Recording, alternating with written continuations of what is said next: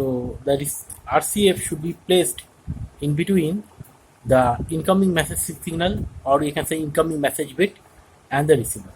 So as we have told that the incoming message bits frequency spectra looks like just a rectangular box, because this has been the characteristics of the channel. So but the main thing is that when this rectangular spectra, which is your incoming B frequency spectra, when it is passed through the RCF filter, how does it looks like?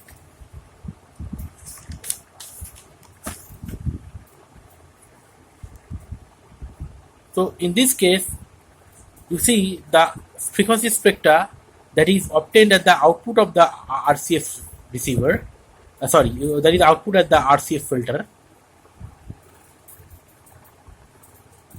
that looks like this. So it exactly looks like same with the frequency spectra of the RCF filter. The frequency spectra of the RCF filter. Why? Because it is a rectangular shape frequency spectra that is incoming, and it is getting multiplied by this transfer function of the RCF filter, and as a result, of the multiplication, the spectra that we are getting at the output of the RCF filter is basically this. So mainly you see what is the difference between the original spectra. This is the original spectra of the message signal, of the message bit. So what is the difference between the original spectra and the RCF output? See, the original spectra was okay.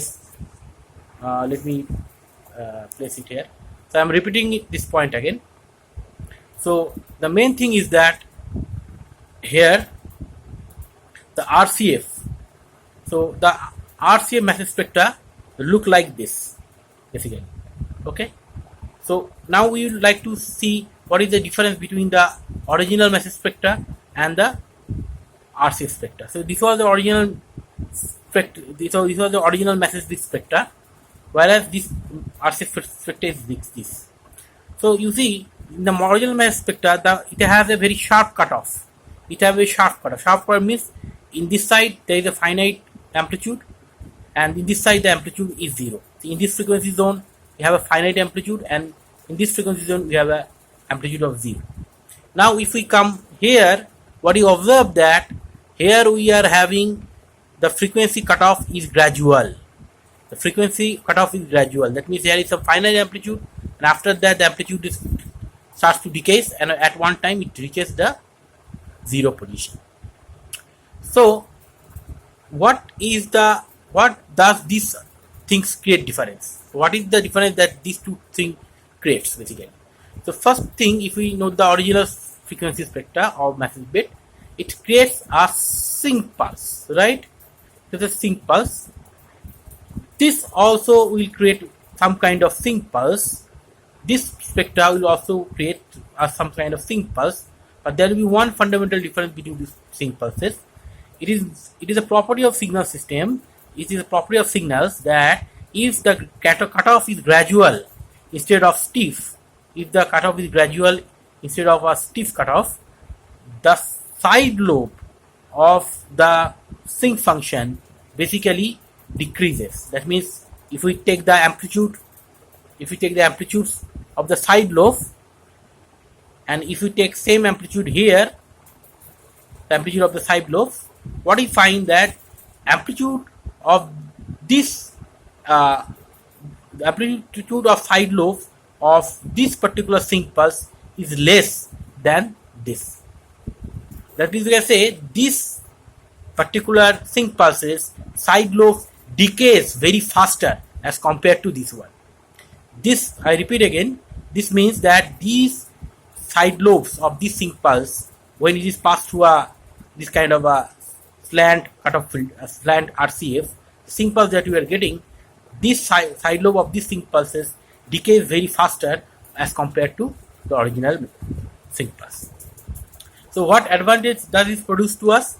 It produces to us the advantage is that if the side lobe decreases in a fast manner, that means it will create, the side lobes will create very less interference with its neighboring sync pulses. I repeat again, if the side lobe decreases in a very fast manner, the amplitude of the side lobes decreases in a fast manner, that means these side lobes will be creating less amount of interference with the adjacent, with the neighboring sync pulses. Okay, so that is one advantage of this thing is. And more importantly, I will also like to say that this slantness is in the engineer's hand. The slantless, how much slant it will be, the RCF filter frequency response, how much slant it will be, it is in engineer's hand. So if suppose this is a slantless, I have shown it here. This was my slantless. If the engineer want it, he or she can make it more slant. He or she can make it more slant. The more slant curve is mentioned in green line. So by making more slant, what is the advantage you are getting? If we make it more slant, we will find that this frequency, this side lobe amplitude decays in a very faster manner. This side lobe amplitude decays even a more faster manner.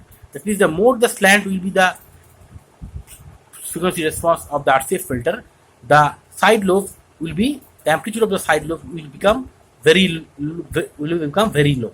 That means the side lobes decays in a very faster manner. And if it decays in a very faster manner, that means it creates practically almost very less interference with the neighboring sync pulses. It creates very less interference with the neighboring sync pulses.